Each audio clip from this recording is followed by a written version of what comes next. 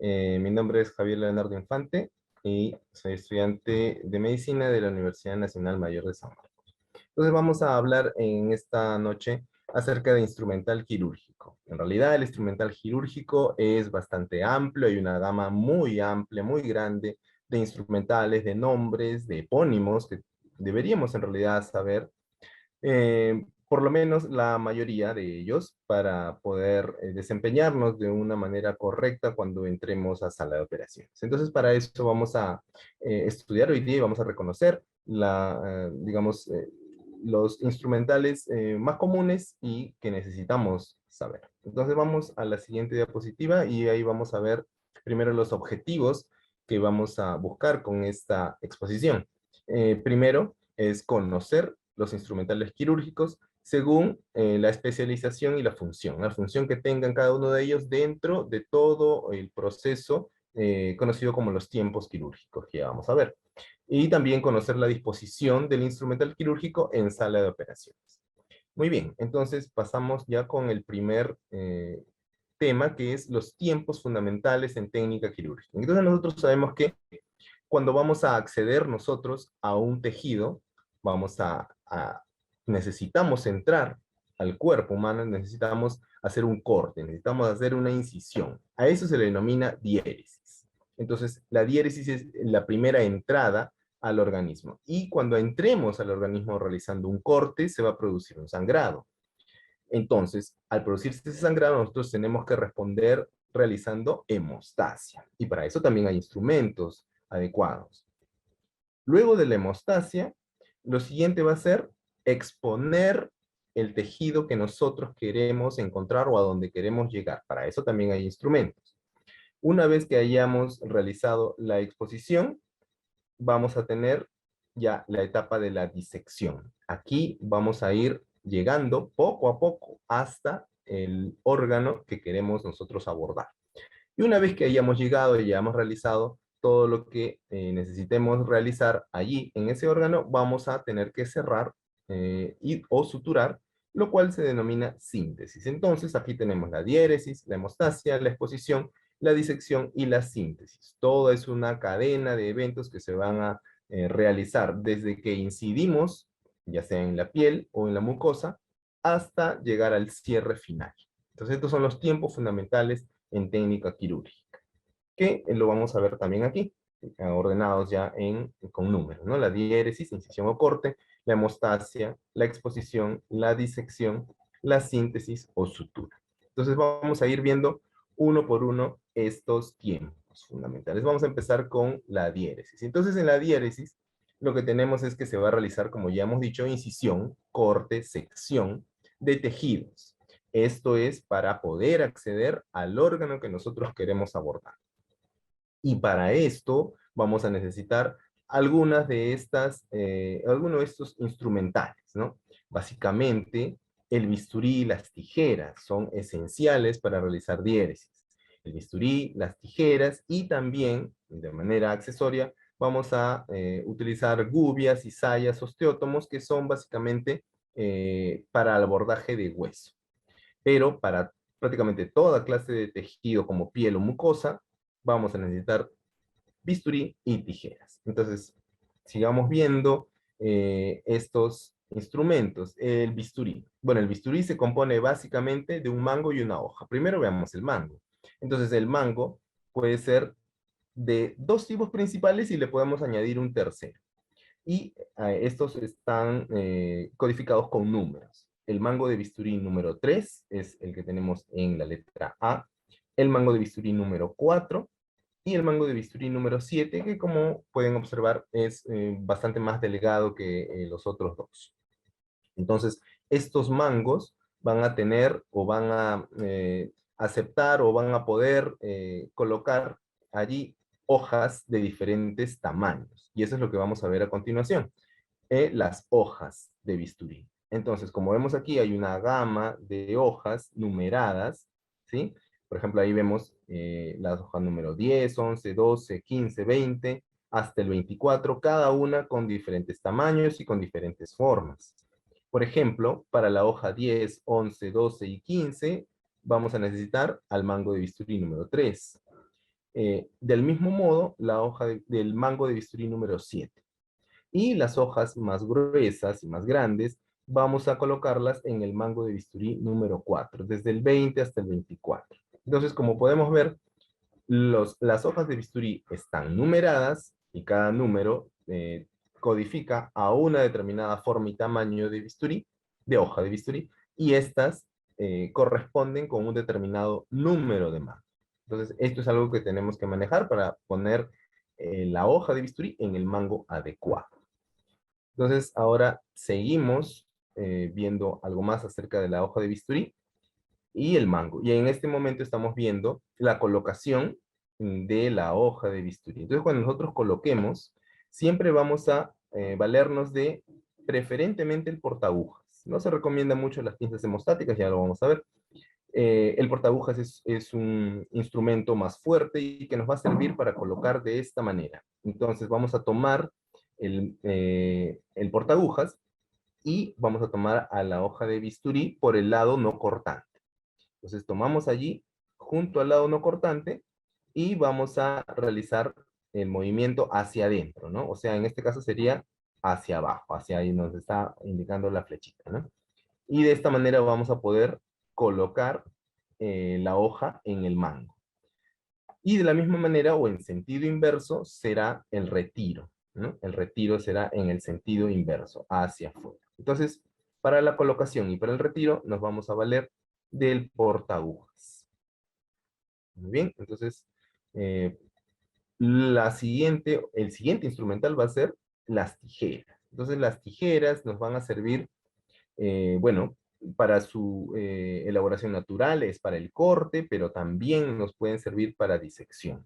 En el lado izquierdo tenemos a la tijera de mayo, que puede ser recta y puede ser curva también. Generalmente la recta se va a utilizar para corte de hilos, corte de hilos.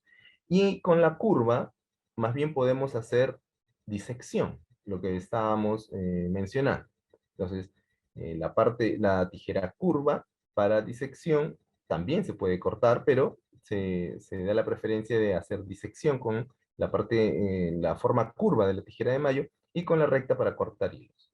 Mientras que en el lado derecho tenemos a la tijera Metzenbaum. Esta es una tijera especial, es una tijera, como ven, de talle largo, nos sirve para llegar a cavidades profundas del organismo, por ejemplo, cuando estamos abordando cavidad abdominal, y tiene la particularidad que tiene un filo bastante fino. Entonces, estas tijeras solamente se deben utilizar para cortar tejido, y tejido no grande o fuerte como la piel, por ejemplo, sino tejido blando, ¿no? Tejido blando y sobre todo dentro de las cavidades a las que vamos a acceder. No se debería usar para cortar hilos porque esto hace que pierda su filo, ¿no? Y esta es una tijera bastante sensible a eso. Entonces, es una tijera muy útil, pero que tenemos que saber exactamente cuál es su uso, ¿no? Su uso en cavidades y para tejido blando. Muy bien, entonces pasamos a la siguiente, y ahí las tenemos, ¿no? Ahí tenemos a la tijera de mayo, recta, y tenemos en el lado derecho tenemos a la Metzenbaum recta, ¿no? Entonces, acá tenemos, por ejemplo, la forma en cómo deberíamos prensar a la tijera, ¿cierto? Como ya ha mencionado también mi compañera en la ponencia anterior, las tijeras se van a tomar de esta manera, ¿no? Se van a tomar de esta manera usando el dedo pulgar para una de las anillas y el dedo anular para la otra anilla, usando el dedo índice de apoyo para poder guiar las partes cortantes de la tijera, ¿no? Y en la parte derecha estamos viendo también una forma accesoria de poder tomar la tijera y poder realizar algún corte, o en todo caso, para poder mantenerla cerca de nuestra mano mientras realizamos otra prensión, por ejemplo, con el portaagujas o con una pinza de disección. Entonces, básicamente, la forma de tomar estándar es la de la izquierda, y una forma accesoria, dependiendo del caso, vendría a ser la que vemos en el lado derecho. Entonces esto es el tema de las tijeras. Entonces pasamos a la siguiente, que ya vendrían a ser las que nosotros hemos mencionado, que básicamente están relacionadas con el corte de hueso, que son las pinzas gubia, la cizalla y el osteótomo.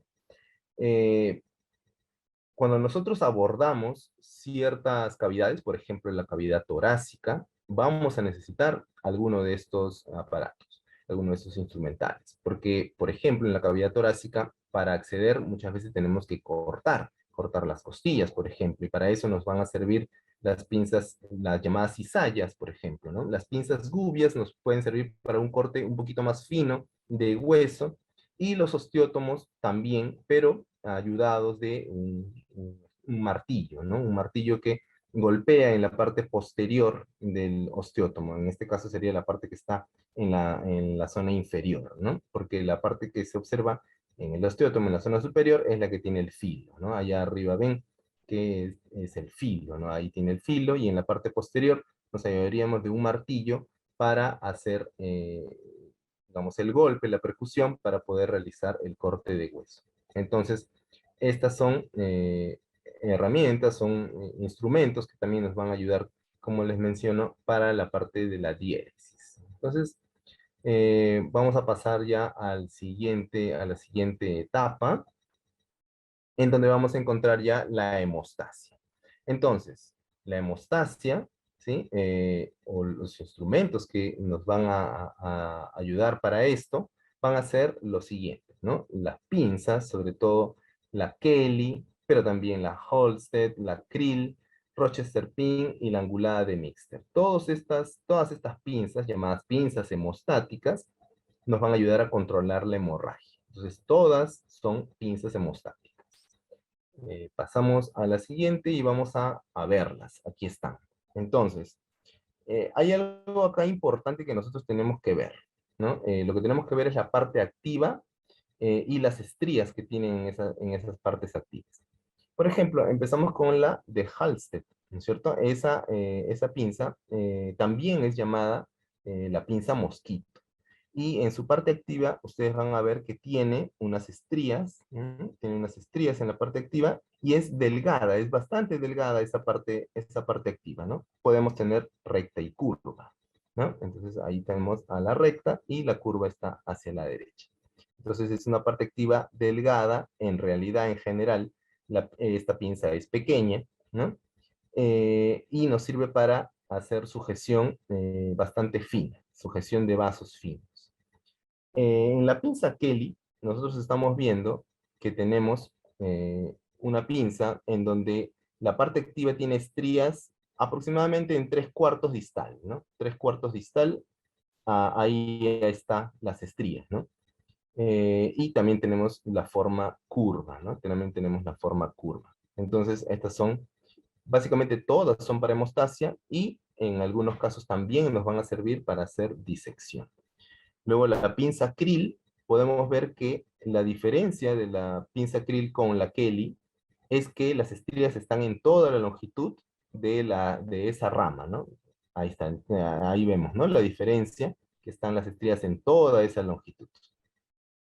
La pinza Krill, ¿no? En la siguiente pinza, en la de Rochester Pin, nosotros vamos a ver que la parte de las ramas, ¿no? Son más amplias, mucho más largas, ¿no?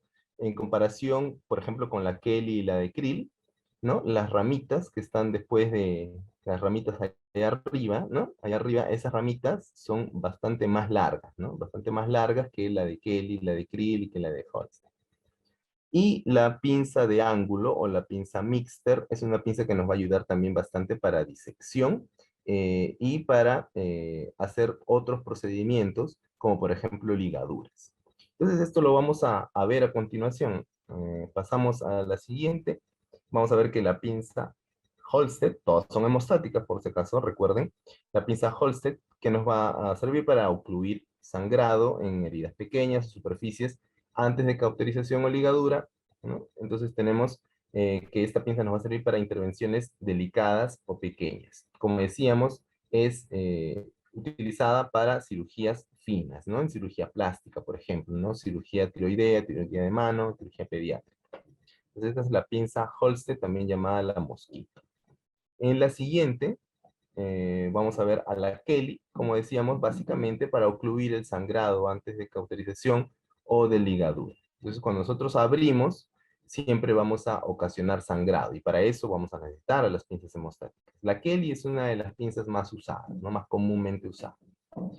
Entonces, pasamos a la siguiente, vemos que el acril también, como toda pinza hemostática, ocluye sangrado antes de cauterización o ligadura, y también se usa para disección Roma para separar a los tejidos, ¿no? Para hacer los planos y los tejidos. En la siguiente vamos a tener a la Rochester Pin, también como toda pinza hemostática, ocluye vasos sanguíneos y tejidos antes de ligadura, y por lo común se va a utilizar, por tener esas ramas más largas, se va a utilizar en heridas profundas, ¿no? Y finalmente tenemos a la que hemos mencionado, la angulada de Mixter, en donde también vamos a ver que, como toda pinza hemostática, sirve para realizar hemostasia, también sirve para disección de regiones profundas, como toda angulada, y también nos va a servir para realizar procedimientos de ligadura. Aquí en este texto ustedes van a poder leer de manera detenida cómo se utiliza la pinza Mixter para ligar. Cuando se hacen ligaduras, se presenta el hilo, ya sea, por ejemplo, el lino, se presenta con las mandíbulas, las ramas, ¿no? Curvadas, y con esto se presenta y se puede tomar los hilos para hacer las ligaduras. Entonces, estas son las pinzas hemostáticas. Básicamente, todas son para realizar hemostasia, y algunas se usan para alguna función accesoria. Entonces acá tenemos ya lo que es la hemostasia, seguimos avanzando, vamos con la exposición. Entonces, una vez que ya hemos realizado la hemostasia, estamos en condiciones de exponer la zona operatoria para llegar a los tejidos. Y para esto vamos a utilizar los separadores, ¿no? Vamos a utilizar separadores para poder retraer tejidos y que se despejen estos y podamos observar el órgano que nosotros estamos buscando. Esos separadores van a ser separadores ya sea manuales o autoestáticos. Y vamos a ver para qué sirven cada uno de ellos. Entonces, vamos a ver, por ejemplo, los separadores manuales. Los separadores manuales pueden ser separadores superficiales o separadores profundos. Se llaman manuales porque básicamente nosotros lo vamos a usar tomando de un extremo el separador, y en el otro extremo va a estar parte de tejido que nosotros vamos a traccionar. El Farabeu es uno de los más comunes. Ahí tenemos el Farabeu. Es uno de los más comunes, es utilizado para operaciones en donde el tejido es básicamente superficial. Entonces, para esos casos vamos a usar el Farabeu. Cuando necesitemos mayor profundidad o traccionar tejidos a mayor profundidad, vamos a usar los que vienen a la derecha. Por ejemplo, el Lieber, por ejemplo, Volkmann, o por ejemplo, Harrington, ¿no? Por ejemplo, cuando realizamos nosotros, o cuando el cirujano realiza cirugía abdominal, vamos a necesitar estos separadores, que son más profundos. Luego de los separadores manuales, vamos a tener los separadores autoestáticos. Pero acá primero, antes de eso, vamos a ver ahí cómo funciona el Farabeu, ¿no? Ahí está usándose dos Farabeu, separando, separando el labio para poder exponer la zona que se quiere visualizar, esto en cirugía bucal, por ejemplo, ¿no? Entonces, estamos viendo que son superficies no profundas, y para esto vamos a usar los Farabeu. Y ahora sí, veamos los separadores autoestáticos. Aquí vamos a ver una serie de instrumentos que parecen bastante grandes y bastante complicados, pero en realidad tienen una función muy importante, ¿no? Se llaman autoestáticos porque nosotros los vamos a colocar en alguna parte del cuerpo, y estos van a quedar allí. Ya simplemente ya no vamos a traccionar con la mano, sino lo vamos a colocar, se va a asegurar, y Eso va a quedar allí, fijo, y el cirujano va a continuar su operación, ¿no? Entonces, por ejemplo, el finoquieto es un separador usado para cirugía torácica y cirugía abdominal. El Gosset es un separador utilizado en cirugía abdominal. Y el Adson es un separador utilizado por lo general en cirugía cardíaca, o sea, cirugía de tórax, ¿no? Entonces, finoquieto, tórax y abdomen, Gosset, abdomen, y Adson, cardíaca, ¿no? Entonces, estos son separadores autoestáticos y vamos a ver más o menos cómo se ve estos separadores ya en el cuerpo, ¿no? Ahí, por ejemplo, ahí vemos el finoquieto, ¿no? Entonces, el finoquieto, como ven, está separando y está ya ajustado, ¿no es cierto? Están las valvas del finoquieto, están ahí separando el tejido y esto ya está ajustado. Entonces, el cirujano puede continuar con su procedimiento y ya no hay necesidad de traccionar más. Esto se utiliza, como decíamos, para cirugías grandes, torácica, abdominal, ¿no? O cardíaca. Muy bien, entonces seguimos avanzando y ahora vamos ya a la parte de la disección. Entonces, ¿qué cosa es lo que vamos a realizar en la disección? Vamos a tomar el tejido, ¿no es cierto? Vamos a tomar el tejido, lo vamos a separar y vamos a empezar a buscar y llegar ya al órgano que nosotros estamos buscando, ¿no? Entonces, para esto vamos a necesitar dos tipos de pinzas básicamente. Pinzas de disección y pinzas de aprehensión. Entonces, vamos a ver primero las pinzas de disección. Básicamente las pinzas de disección que nosotros vamos a usar son estas, que son la pinza de disección estándar, la clásica, en donde vamos a tener la pinza sin dientes y la pinza con dientes.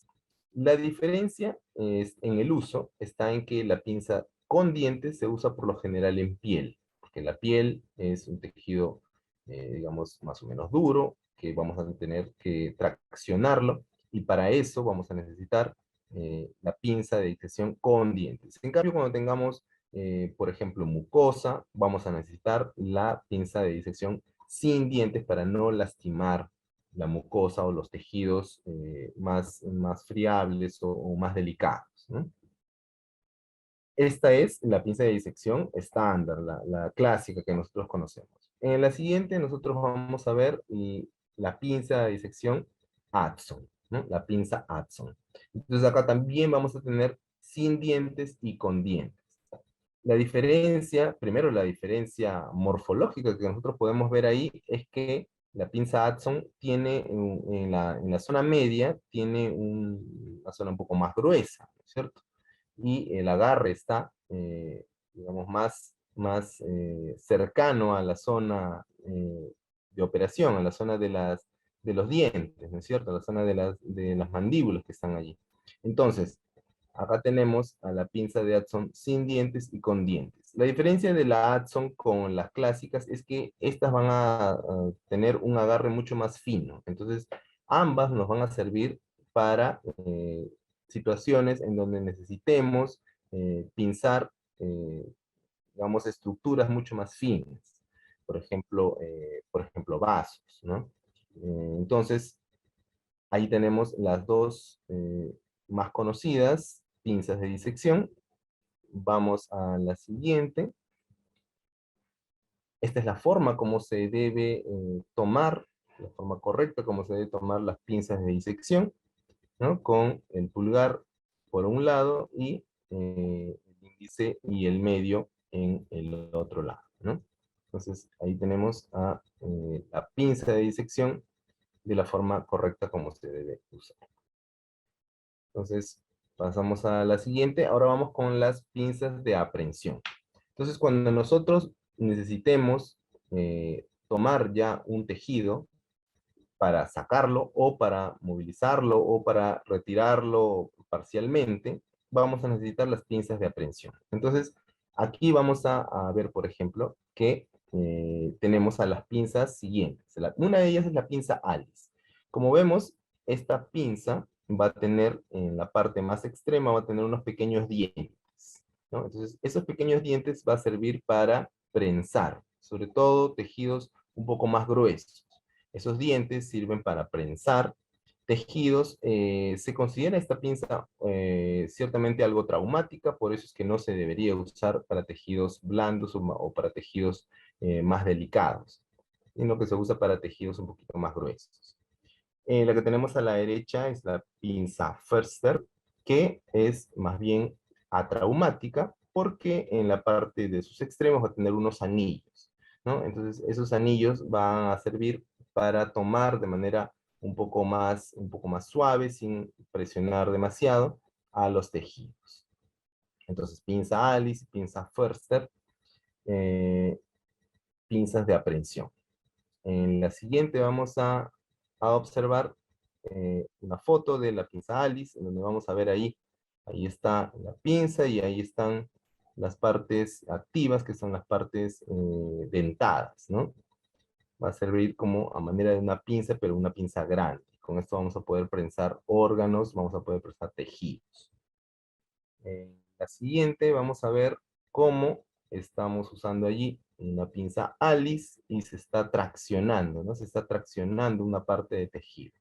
Entonces, este tejido va a ser excisionado, va a ser retirado, ¿no? Entonces, no hay problema de poderla prensar a pesar de los dientes grandes que tiene esta pinza, ¿no? En su parte activa. Entonces, ahí estamos traccionando con la pinza Alice. Otras pinzas de aprehensión también podemos ver a la Duval. Esta tiene una parte activa, vemos ahí un triángulo, ¿no?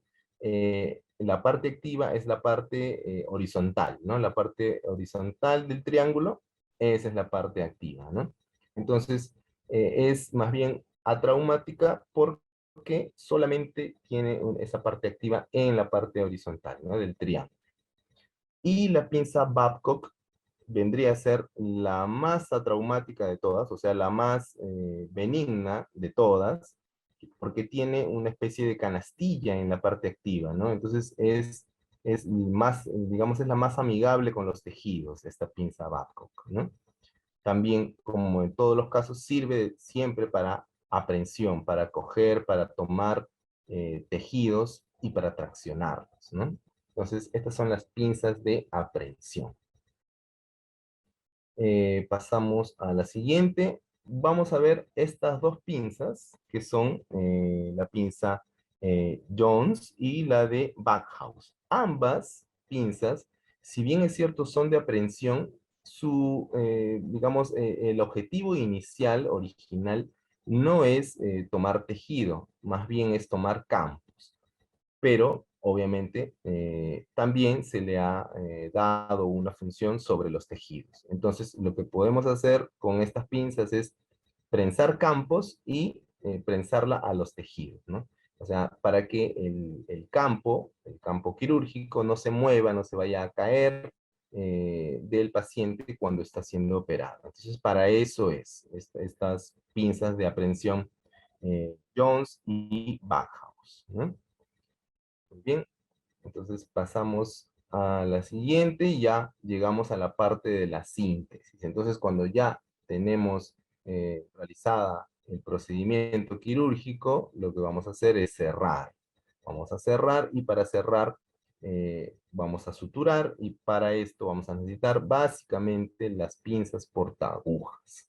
Entonces, las pinzas portaagujas van a servirnos precisamente, como lo dice su nombre, para poder llevar la aguja y realizar la sutura. Entonces vamos a ver cómo son estas pinzas portaagujas. Básicamente tienen la siguiente estructura.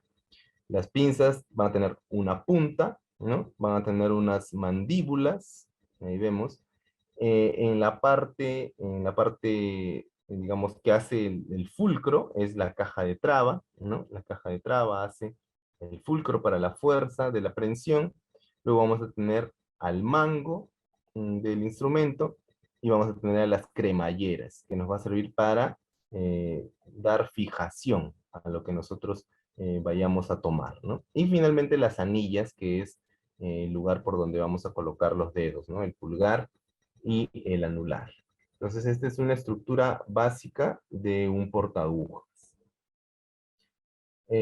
Vamos a ver cómo son entonces los portaagujas. El clásico, el que nosotros vamos a poder observar y usar prácticamente siempre, es el portaagujas de Mayo-Higar, ¿no? El portaagujas de Mayo-Higar. Entonces nosotros vamos a ver y vamos a reconocer y vamos a diferenciar al portaagujas, porque ese es un paso muy importante, diferenciar a un portaagujas de una pinza hemostática. Una forma muy simple de diferenciar es que, por lo general, las pinzas hemostáticas no tienen lo que sí presentan estos portaagujas, una ranura allí en la parte activa, ¿no? Ahí se ve una ranura de color gris, ¿no? Esta ranura nos va a servir para poder colocar de una mejor manera la aguja, ¿no? Y que no se mueva. Entonces, esa ranura nos va a servir para diferenciar al portaagujas de una pinza de disección, ¿no? Una pinza hemostática, perdón. Otros tipos de portaagujas también vamos a tener, por ejemplo, el de masón, en donde vamos a tener que es como la Mayo-Higar, solamente que la parte activa, las mandíbulas son más cortas y la ranura también es un poquito más corta. La de Baumgartner, la diferencia va a ser que esta no va a tener ranura, pero las sierras de esa parte activa van a ser mucho más gruesas, ¿no? Para compensar tal vez la ausencia de la hendidura, la ranura, esas sierras son mucho más gruesas, ¿no? Entonces esa es la Baumgartner.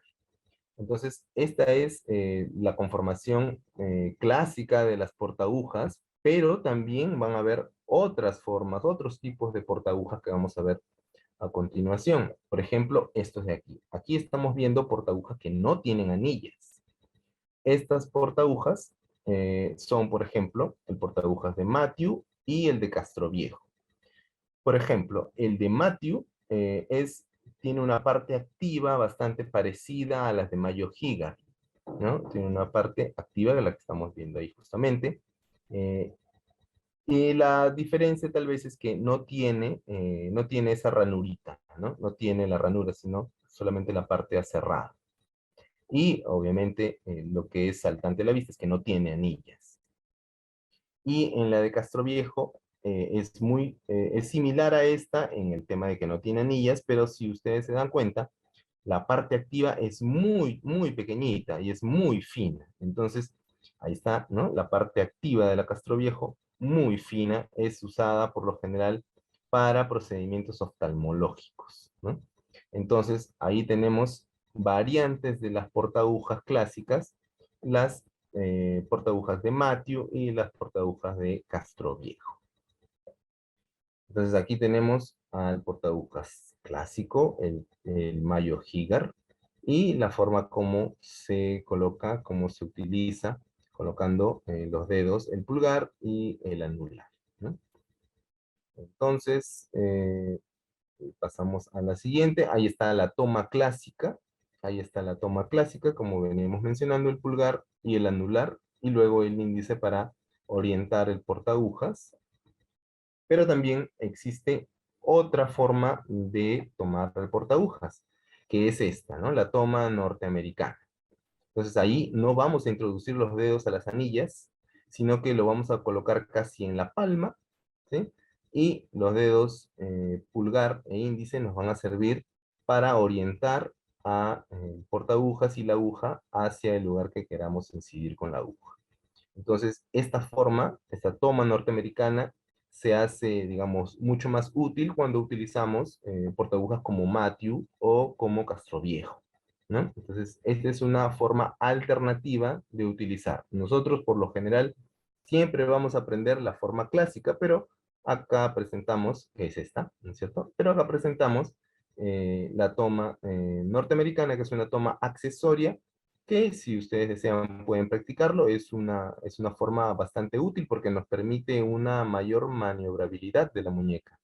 Entonces, pueden intentarlo la próxima vez que hagan una sutura y van a ver que puede ser bastante útil.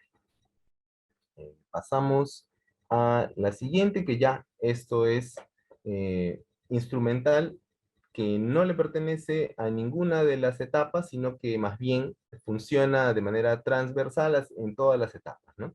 Por ejemplo, los materiales o instrumentales de aspiración, ¿no? Ahí abajo tenemos, por ejemplo, enrollado, ahí tenemos el tubo, ¿no es cierto? El tubo de aspiración, y va a estar conectado a las cánulas. Entonces ahí, por ejemplo, tenemos tres tipos de cánulas, ¿no? Para aspirar los líquidos, aspirar cualquier tipo de líquido, que puede ser sangre, ¿cierto? Puede ser saliva en el caso de la boca. La Yankauer, por ejemplo, es una cánula que se utiliza por lo general cuando se hacen intervenciones en faringe y en tórax. La Fraser es una cánula que se utiliza por lo general para intervenciones en cara, en cuello, en oído. Y la cánula de Andrews es básicamente en cavidad bucal. Se utiliza en cavidad bucal y en faringe, ¿no? Entonces, estos instrumentales nos van a servir para la aspiración, ¿no? Para la aspiración de líquidos. Y luego vamos a tener ya un material que es un instrumental que es complementario, en donde vamos a recoger los líquidos también, y van a ser también instrumental en donde vamos a colocar, en algún caso, la pieza operatoria que nosotros hayamos obtenido, ¿no? Tenemos, por ejemplo, ¿sí? la flanera de metal, tenemos a la riñonera, que es tal vez uno de los más conocidos, ¿no? Que tiene muchos usos. Podemos ahí colocar ya todo el excedente contaminado, podemos colocar piezas operatorias contaminadas. Y bueno, tenemos la bandeja de Mayo, en donde también podemos colocar alguno de lo que les estoy mencionando, ¿no? Ya piezas operatorias, entre otras cosas. Entonces, estos son ya instrumental complementario para todo el arsenal de instrumental quirúrgico que existe y bueno, del cual hemos visto los ejemplos más saltantes. Y ahora vamos a ver cómo se dispone el instrumental quirúrgico en sala de operaciones. Para empezar, primero tenemos que ver el mobiliario básico, ¿no? Entonces, ¿cómo está organizada en la sala de operaciones en cuanto a todo este mobiliario que nosotros vemos? Por ejemplo, la mesa de operaciones la vemos en el número 1, ahí está la mesa de operaciones. El tripié, que es un parante que está en el número 2, en donde vamos a colocar también en la parte superior, vamos a colocar el suero. Otras mesas accesorias como la mesa Pasteur, unos bancos, por ejemplo, que se denomina banco de reposo. Ese número 5 es un banco de altura en donde uno puede treparse allí para poder observar de una mejor manera el sitio operatorio. Eh, Cubetas, ¿sí? Cubetas que vamos a movilizar en el número 6 con los pies. Y el 7 y el 8 son dos de los que nos van a interesar en esta oportunidad. La mesa de riñón es la 7, es una mesa grande, le llaman de riñón porque básicamente tiene esa forma arqueada, y ahí vamos a encontrar una serie de instrumental quirúrgico, y la mesa de Mayo, en donde también vamos a colocar instrumental quirúrgico, pero este va a ser instrumental el más necesario y el de mayor rápido acceso para el cirujano, ¿no? Entonces vamos a ver cómo se dispone primero la mesa de riñón. Ahí está la mesa de riñón. No sé si se puede observar exactamente que es curva, pero tiene esa forma, ¿no? Una forma curvada, ¿no? Tiene una forma curvada. También hay una forma accesoria de esta mesa de riñón, que sería más bien una mesa tipo escuadra, ¿no? Tipo escuadra. Entonces ahí tenemos esa forma, pero básicamente cumple la misma función, ¿no? Y entonces, en la siguiente vamos a ver cómo se distribuye, ¿no? Cómo se distribuye en la mesa de riñón, cómo se distribuye el material, ¿no? Tenemos que, para el lado izquierdo, vamos a tener las gasas, las agujas, los bisturís, las sondas, ¿no? Luego vamos a tener en la siguiente parte, hacia la parte externa, los instrumentales de fijación, hacia la parte más interna, los de corte. Luego seguimos avanzando y vamos a tener el instrumental de hemostasia, y más internamente el instrumental de especialidad, ¿no? Entonces ahí ya, dependiendo de la especialidad quirúrgica que esté interviniendo, van a tener un espacio para sus instrumentos especiales, ¿no? Luego seguimos avanzando y vamos a tener el instrumental de tracción más hacia afuera y más hacia adentro el material o el instrumental de reparación. Ya llegando hacia la parte derecha, vamos a tener los instrumentales para separar y más hacia adentro, la palangana, que es básicamente son los recipientes metálicos tipo riñoneras, tipo flaneras, etcétera. Y ya en la parte más extrema del lado derecho vamos a tener la parte para los textiles y para los guantes, ¿no? Para los campos, etcétera. Todo lo que sea textil, ¿no? Y guantes. Entonces, en la siguiente vamos a ver de la misma manera, ¿no? Es el mismo orden que hemos seguido, solamente que aquí ya nos están presentando, ustedes lo van a poder ver con detenimiento, cada uno de los instrumentales que están allí colocados, ¿no? En la misma disposición que hemos mencionado, allí están todos los instrumentales. Entonces, esa es la mesa de riñón. Esa es la mesa en donde está prácticamente todo el instrumental, todo el arsenal de instrumental que se va a utilizar durante una cirugía, ¿no? Durante un proceso quirúrgico. Pero vamos a tener también la necesidad de una mesa en donde tengamos un instrumental más bien rápidamente disponible, y esa es la mesa de mayo. Entonces, la mesa de mayo es, como vemos allí, es una mesita con un parante y unas rueditas. La mesa de mayo, por lo general, por ser el material, el instrumental, como es, en realidad está desinfectada, pero se va a considerar estéril porque nosotros le vamos a poner encima los campos estériles, ¿no? Los campos estériles van a cubrir la mesa de mayo y entonces ya la mesa de mayo viene a ser estéril.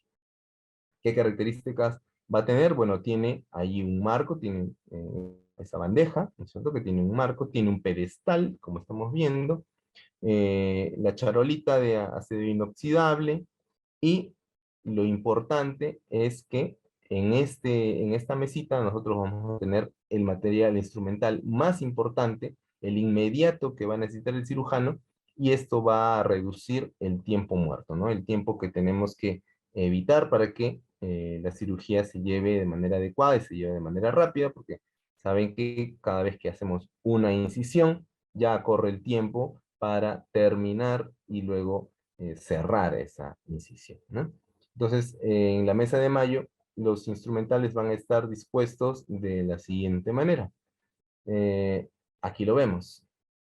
Entonces, vamos a tener igual, ordenado, así como en la mesa de riñón, vamos a tener los instrumentales de corte primero.